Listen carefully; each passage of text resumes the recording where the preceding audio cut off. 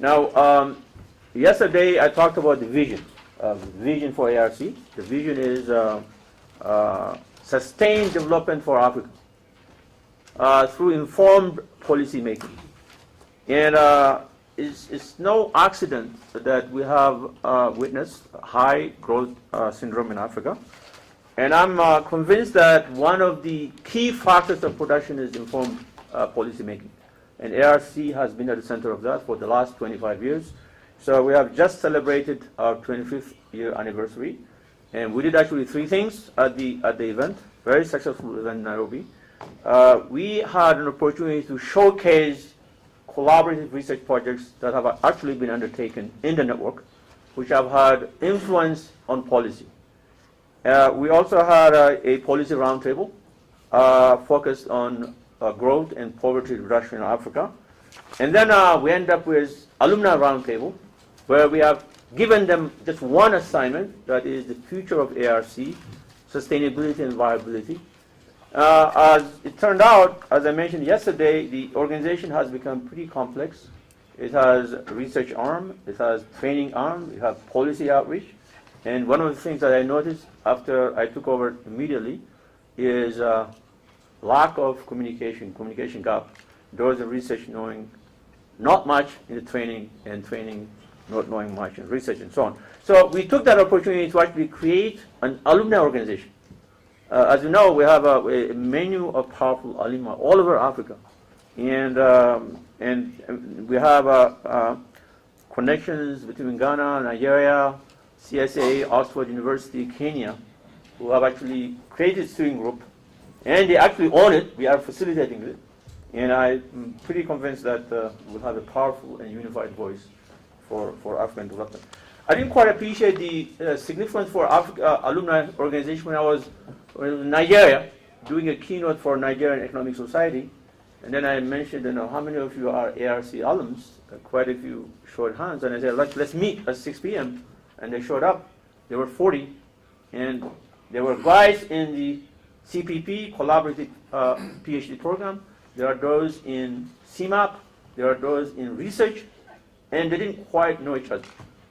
And then one of them actually raised his hand and said, look, today President Jonathan Goodluck raised the equation. Do you know who wrote that speech? He says CPP alumnus, the ARC, the chief of staff in Nigeria. So I said, okay, you guys, you are going to make history today. So why don't we start thinking about getting these guys together? And so it started in Nigeria, spilled over into Kenya, Ghana, and now this thing is under formation. So before I talk about strategies, let me remind you of what I said yesterday. So this organization came into existence 25 years ago. The initiative basically of non-Africans, the Canada, the US, and a lot of people even do not know that it's actually incorporated in Delaware. It's a Delaware organization, but domiciled and operated in Kenya, Kenya being a host country for the ARC. And then as a result of that, we have a pretty complex governance system. So I report to the board of 20 individuals, half of whom are institutional directors. So the World Bank has a seat, UK has a seat, and then Nordic countries have each seat, and then you have Gates Fund and so on. So you can see that of all these names that I mentioned, there's no Africa, all right? So now it has begun changing. So one of our biggest strategies is to enhance African stakeholdership of the ARC, because it has done so much for this region. And Kenya, the government of Kenya, made actually history. 3 months ago, they were voted in as the first African institutional director on the ARC board. So the rest of the board, apart from institutional directors, are there on their own volition. So governors of central bank like Beno Ndulu, the vice president of the African Development Bank, and others, they are there on their own volition. So as I mentioned earlier, the motivation behind the formation of this organization was that 25 years ago, a lot of economic policy decisions were being made on kind of ideology, heuristics, with kind of no lack of rigor and evidence. So the idea is, how do you bring rigor and evidence? So that is how it started, and it has actually innovated very, very interesting mechanisms, one of which is known as thematic. It's the oldest track where you have researchers drawn from around the continent, universities, central banks, present research in various stages of development, and they get reviewed by each other, peer review.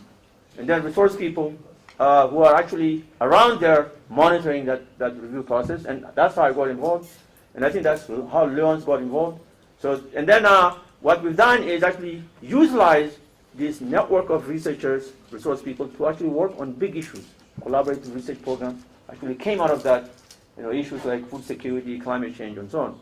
And then they took the collaborative model into the training. You have collaborative training programs, collaboration of a select number of universities actually collaborate in joint curriculum development, joint enforcement of standards, and joint offerings of electives. And then we have this policy outreach, senior policy seminars, national workshops, and so on. So we have a number of indicators of success. I don't have time to go over that, both in terms of long-term consequences of what this organization has achieved, because we have been in existence for 25 years, and we see the results over here. The story that I keep on telling is that once I showed up in the Central Bank of Kenya looking for data on Equity Bank, I go to the research department of the Central Bank. I see everyone is ARC alumni, including the governor of the Central Bank of Kenya. And then you have some 8, 9 governors who have actually gone and nurtured through this. We call them like alums of the. And then, as I mentioned, collaborative research program having interface with policy decisions, poverty reduction strategies. The latest, we have service delivery indicators, partnership with the World Bank, where these indicators are actually inaugurated in Kenya. I think next one is Nigeria, and so on. So what I'm really saying is that this organization has really been a true African success story. But it still continues to face gaps. And by bridging those gaps, we are ready to move this to the next level of excellence. So the strategies that I've been talking about are actually intended to be in that framework. So we have ARC actually goes through a number of evaluations. 2 evaluations were commissioned. One has to do with this oldest program that the ARC has for thematic research. And we have the Dominique from the World Bank and Steve from Sparkle College actually evaluated. By the way, Steve now has become a chief economist of USAID. USAID sponsored the African Economic Research Board meeting 2 weeks ago. Steve, by the way, was not able to speak because he had to recuse himself from everything that we did in Washington. And then we have the current strategy of ARC, evaluated by Governor Caleb, who is actually in our midst here, and then Professor John Loxley of Canada. And we have draft reports already in. So what is coming out of this is a menu of recommendations. For instance, on the thematic research, there is a very strong suggestion for actually for reconfiguration of the 5 themes. Right now we have poverty and income distribution, microeconomic policies, trade and regional integration, and so on. So there is now a strong sentiment that we should have a focused theme on agriculture, climate change, and natural resource management. And then we're also going to weed out one of the programs called E, which is kind of hodgepodge. And so so that's one. And the other is we're looking at the term limits for resource people. Mostly really chairs. There'll be term limits. And then we're also going to look at the timeline. So in the thematic research, you start with new proposal presentation, you go to work in progress, and then eventually final report, a 1.5-year cycle.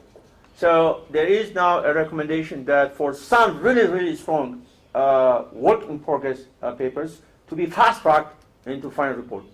And in fact, the ARC management actually goes even further to recommend that maybe even the new proposals, which are very, very strong, could actually go to the ultimate stage as well.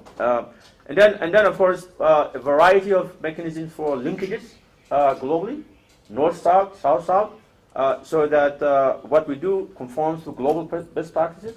So the whole notion of what I call Africanization, globalization, they are very consistent. We have deep African perspective, but we have to do it in conformity to global best practices. And then we have a menu of recommendations for evaluations coming from the strategic plan. So what I'm going to present today, since we don't have much time, is the cost-cutting strategies, 6 or 7, which are actually emerging. But underneath, we have a menu of recommendations. We could have 50 of them.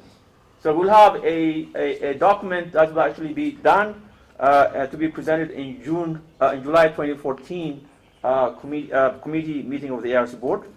So that's what I'm going to do. So let's see. So the key messages, that are coming out of these 2 evaluations.